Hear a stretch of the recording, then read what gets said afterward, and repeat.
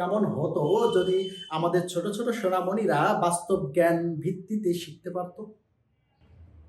বাস্তব জ্ঞানমুখী শিক্ষাদানের উদ্দেশ্যে গ্রামের ভিলেজ আগামী 9 জুলাই আয়োজন করতে যাচ্ছে basket play session. Basket play সেশনের মধ্যে রয়েছে ফ্রুটস, ফ্লাওয়ার অ্যান্ড ভেজিটেবল।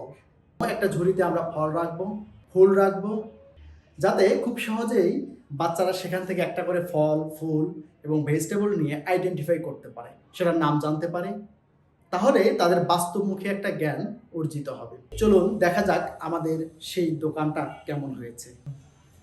এই হচ্ছে আমাদের সেই চালাঘর বা গ্রামের দোকানঘর।